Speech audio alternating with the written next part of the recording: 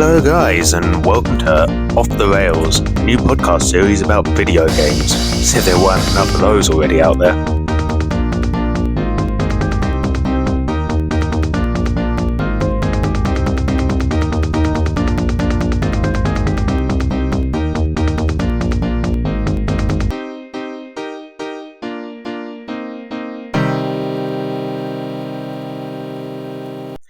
This is episode 1, and straight off the bat, I feel like there's some things I probably need to clear up, starting with the show's name. What does a name like Off the Rails have anything to do with video games?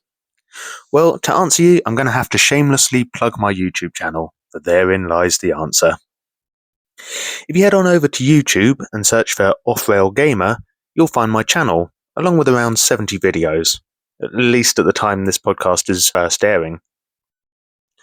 Mostly game capture of games from as early as the Sega Master System or Super Nintendo, all the way through to the current generation of consoles. That still doesn't fully explain how I settled on the name of my channel, nor indeed the name for this podcast. Initially, I shortlisted a few possible names, but settled on Off-Rail Gamer as a nod to my favourite type of video game, the on-rail shooter, especially if it can be played with a light gun peripheral. Most notably, this refers to the Time Crisis and House of the Dead franchises, but there are so many games from the PS1 and PS2 era, including Vampire Knight, Ninja Assault, and Endgame, to name just a few. I decided to call my channel Off-Rail Gamer because I'm so bad at video games, you might imagine I could end up falling off the rails in one of these games rather than following the path laid out for me. And there you have the title of this podcast. But here it also allows that I might wander off topic at times and talk about who only knows what. This may be particularly exemplified should I find myself getting unintentionally sidetracked midway through the telling of an anecdote. For this first episode though, I'm hoping this won't be an issue, as I've somewhat carefully planned what I'm going to say, so that I don't lose you from the off. Now doesn't that sound a little presumptuous? It's episode 1, and at this stage I don't even know if I'll get a single listener. Or perhaps you chanced across this episode and either already have, or are seriously considering switching off. But if you are still here, thank you. And, if I may quote Dutch van der Linde, stay with me! Hopefully that particularly poor impression of gaming's almost cult leader-esque armchair philosopher will prove to be the lowest point in this episode, and things will only get better from here. Anyway, now that formal introductions have been made, I suppose it's time for a little housekeeping. My initial plan with this podcast is to upload new episodes on a fortnightly basis on Thursdays. I'd love to make this a weekly show, but I'm trying to fit it alongside holding down a full-time day job, whilst also recording, editing and scheduling weekly video content. But what's the show going to be about even? Hopefully, it won't just be some random prattling on about nothing of any particular interest. No. I'm thinking I'll have a few segments to each episode, starting with an introduction that will probably feature a brief mention of the latest content I've uploaded to YouTube, as well as any games I've been playing just for my own fun. Next, if I happen to have spotted any interesting game-related news or new release announcements, I'll discuss these and probably give an opinion on them. If anyone does end up listening to this, I'd be really keen to get some listener interaction down the line. For now, if you follow or message me on Twitter at offrailg, I'll maybe ask for opinions on big stories, or you can reach out with comments or questions of your own, and as long as they're clean, I'll feature as many as possible in the next episode. By the way, I'll just break here to say that hopefully you'll find links to my YouTube, Twitter, TikTok and Twitch accounts in the podcast description. I haven't streamed on Twitch yet, but that's another thing I'm hoping to introduce this year. Back to the podcast content. After news and comments, I'll launch into the main event. Each week, I'll pick a subject to talk about, which could be a single game, a list of games, or something in some way related to gaming. So finally, we can get on with this, the first episode, and I'll tell you about what I've been playing of late.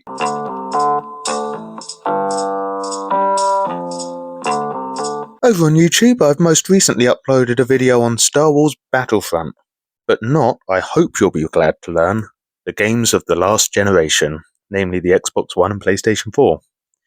Rather, I returned to the PS2 game and played some Galactic Conquest.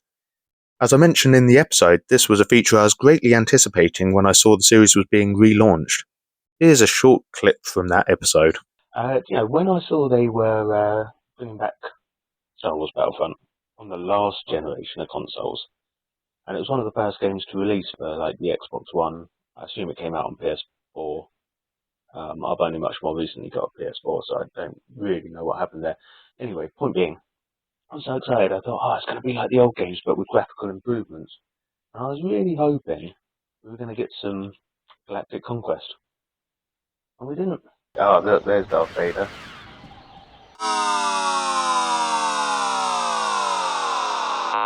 So that's a little sample of what I've been up to on YouTube, but I've also been playing a few other games just for my own amusement. Firstly, I had returned to Red Dead Redemption 2, which I have to list as certainly one of, if not my favourite video game to date. In fact, a couple of weeks ago, I did feature the Strawberry Mission on YouTube, where you bust Micah out of prison. For anyone unfamiliar with this game, I don't want to spoil too much, but I have to credit Rockstar for the breathtaking, immaculate game world they created, and the amazing story and characters developed too. It's not a short game by any means, but it's one I love returning to and sinking hour upon hour into. The only problem is, once I'd completed it again, it's so difficult to choose what to play next. Thankfully, there was another game that I'd started playing on my channel, Last Stop, which had definitely caught my interest. If you're familiar with the Telltale series, or games like Firewatch and Road 96, you'll probably know just what to expect from Last Stop, at least in terms of gameplay and graphic style. But the storyline is a great reason to pick this one up, as it twists through the paranormal or phenomenal. Last Stop isn't an exceptionally long game, and you can probably complete it in 2 or 3 sittings, but for my money, it's definitely worth immersing yourself into if you get the chance. Much like the Telltale games, Last Stop is episodic, which really gives it the feel of an interactive televised drama. And finally, that brings me on to what I'm playing currently, which is Ghostwire Tokyo. This game has been out for some time now, but I hadn't seen much about it online. A Bethesda game, Ghostwire Tokyo is played from the first-person perspective, and as such, play feels similar to that of Doom, or the Fallout series. There's an almost cyberpunk aesthetic to Ghostwire Tokyo, with the neon-lit city to stalk around in, but a strange fog has descended, causing almost everyone to disappear in an almost rapture-like fashion. All that's left scattering the streets are strange ghosts, and the spirits left behind of all those who used to live here. I'm currently only a few hours into the game, so there's not much I can spoil for you with this, as the mystery is still unfolding. I did take a little time to get into this game, but for now it seems to have sunk its hooks into me, and I'd certainly recommend checking it out for yourself if you haven't already. Now that wraps up what I've been playing lately. Let's have a look at what's going on in the wider world of gaming with some gaming news.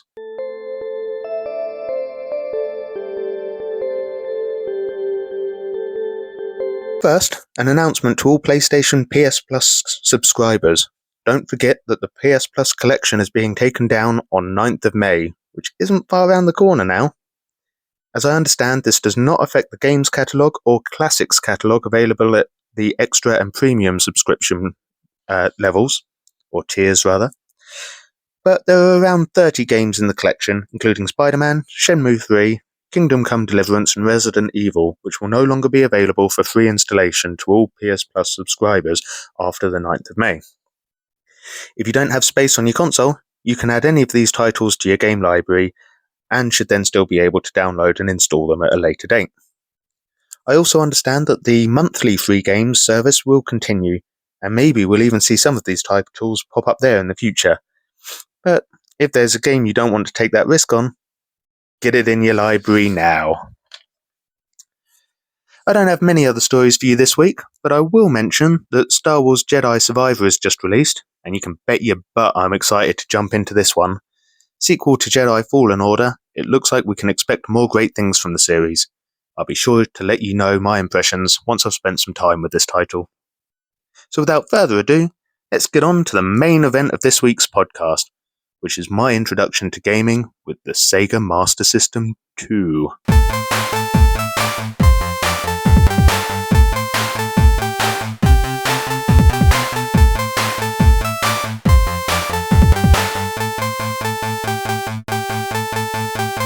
Now, if anyone listening has caught my YouTube before, you may note that I've admitted the Sega Master System was in fact my siblings and not mine. But that didn't mean I was only ever allowed to watch. In fairness, I was given the chance on occasion to play the limited collection of games available to us, and it's these games I'm going to talk about today. The Sega Master System, for anyone who doesn't know, is an 8-bit video game console that originally launched in Europe in 1987, having already launched in Japan and North America in the previous 2 years. Games for the Master System came either on cartridges, or some came on a card that could be inserted into the front of the machine. Now, video gaming, to the best of my knowledge, has never been a cheap hobby to get into, but in 1990, Sega launched the Master System 2. Unlike the later PlayStation models, the Master System 2 was not the next generation of console. No, Sega's 16-bit home console was of course the Mega Drive, or Genesis if you're in North America. Instead, the Master System 2 was a more affordable model, with fewer output options for connection with the TV and no card slot, and it was not compatible with the 3D glasses peripheral that was available with the original model. What it did have, however, was a built-in game that came programmed into the console if you turned it on without a cartridge in it, and it's this game that I'll come on to in just a moment. First though, I should say that the Master System itself shipped with a game programmed into the console as well. I believe the game on the earliest consoles was Snail Maze, in which players found a route through a maze on screen.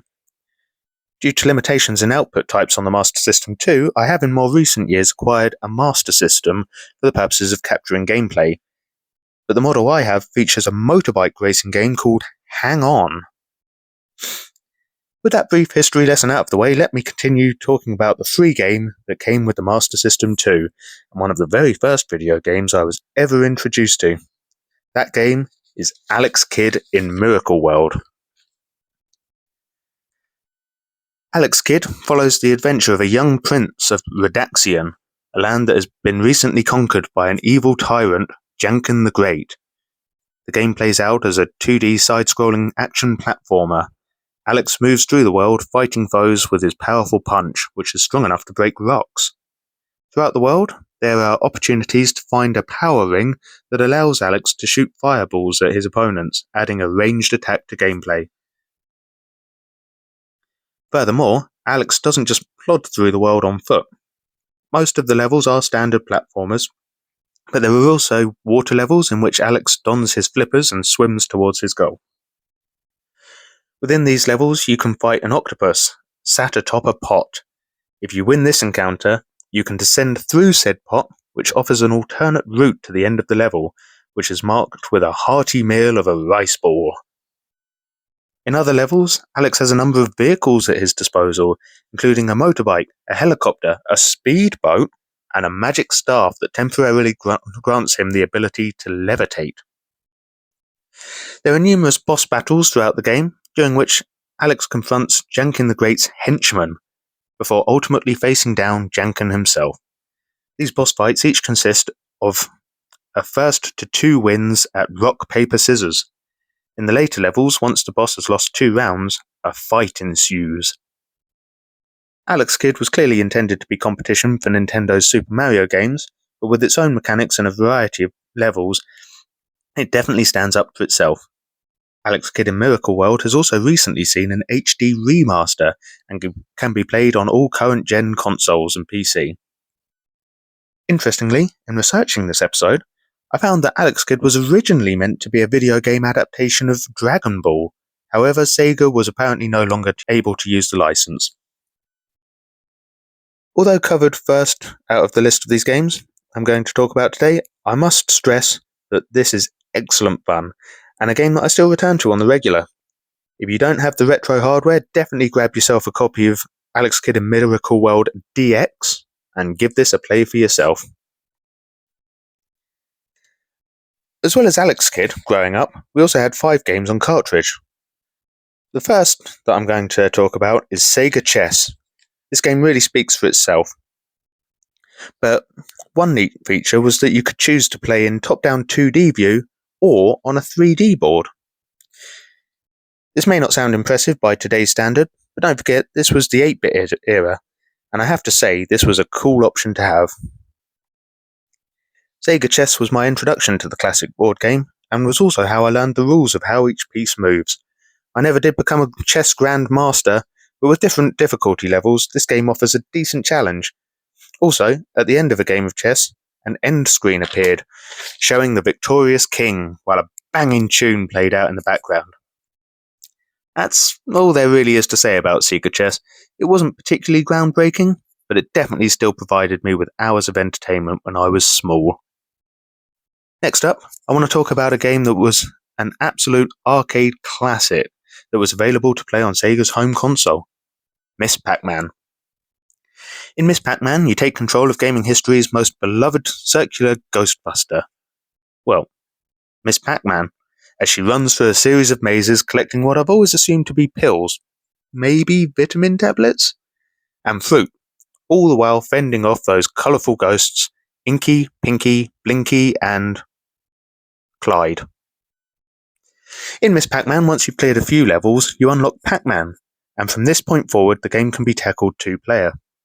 Growing up, we only had the one controller, so I haven't yet experienced this multiplayer aspect, but as a grown-up, I now have that all-elusive second controller, so if I ever make a friend to play with, then Miss Pac-Man co-op may still be an experience I can look forward to.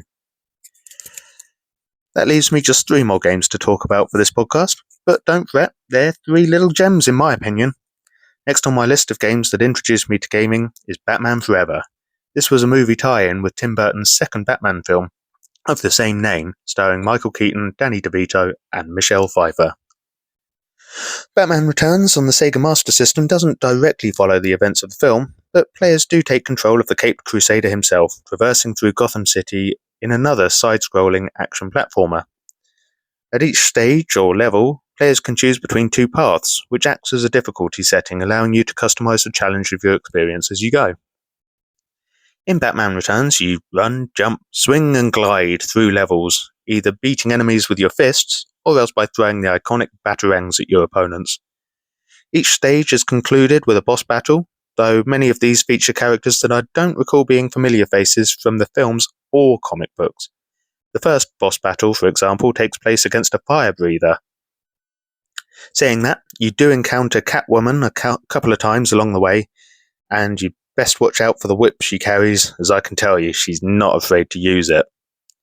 To my shame, I've never yet completed Batman Returns, but this is a game I'm going back to try and beat every now and then. Also, as a wee young lad, I was a huge fan of all things Batman, and would watch the Tim Burton films over and over, so to get the chance to play as Batman in that dark gothic environment was a real thrill. Finally, the last 2 games from my early childhood I'm going to cover almost together, as they were both Sega's bright blue lightning-fast mascot, Sonic the Hedgehog, and Sonic the Hedgehog 2. You might think you're familiar with these titles, but if you've played them on a Sega Classics collection, or indeed when it was available on Games with Gold back on the Xbox 360, it's likely you will actually know the 16-bit games on the Mega Drive/Genesis. These play basically the same as the Master System titles, although they each feature different levels. In Sonic the Hedgehog, Dr. Robotnik has been trapping animals, I think with the intention of turning them into his robotic henchmen. Sonic gets wind of this and races through the world in pursuit of his arch-enemy, taking on Robotnik's badniks, robotic crabs, hornets, and piranha, among other things, along the way. Also throughout the world, Sonic collects gold rings, which allow him to take knocks here and there. Warning: if Sonic falls foul of a badnik's attack while his coffers are empty, he loses a life and is returned to the start of a level. In some levels, Sonic can find Chaos Emeralds as well. These are usually well hidden, or in slightly harder to reach areas. But don't worry, you don't need to collect them to complete the game. I think they do improve your overall score. At the end of each stage, Sonic catches up to Robotnik and a boss battle takes place. Robotnik shows off his various flying machines and submarines, some of which are capable of dropping bombs or firing rockets at our hero. In the final stage, Sonic joins Robotnik on his airship. In their final showdown, Robotnik shuts himself in his panic room from where he fires bolts of electricity at our spiky chum. Once Robotnik has been defeated for the last time, the credits roll, and the land has been made safe. That is, at least until Robotnik returns in Sonic the Hedgehog 2 and kidnaps Sonic's twin-tailed flying fox best friend, Miles Tails Prower. That was a tongue twister. Sonic 2 plays out much like the first game, and even sees the return of an underwater level that sees players desperately seeking pockets of air as the music increases in tempo before Sonic runs out of breath. There are a couple of neat new extras though, as Sonic rides a minecart in the first level and later tries his hand at hang gliding. This time, Robotnik seems to have somewhat learned his lesson, as he only faces Sonic directly at the end of the first and last levels. In between boss battles, see Sonic face off against such enemies as a giant mechanical goose, a sea lion performing sick tricks with a beach volleyball, a pig that loves rolling around in the dirt, and Silver Sonic, a robotic counterpart to the game's main character. These games are excellent fun, and both feature amazing soundtracks that are guaranteed to have you subconsciously tapping your toes. I absolutely loved playing all of these titles as a kid, and honestly, I think most of them still hold up pretty well. But that could be nostalgia talking. So guys, if you're still here, thank you for listening to my first podcast episode. I'm still finding my feet with it, but I hope new episodes will only get better. And if you played any of these games, why not tell me whether they do still hold up or not? You can message me over on Twitter, and if I see your comment before recording the next episode, I'll certainly try and give you a shout out. Otherwise, do you have a favourite game on the Master System? Or were you all about the Nintendo back in the day? Let me know, I'd love to hear from you. But until next time, all that's left to say for me is bye!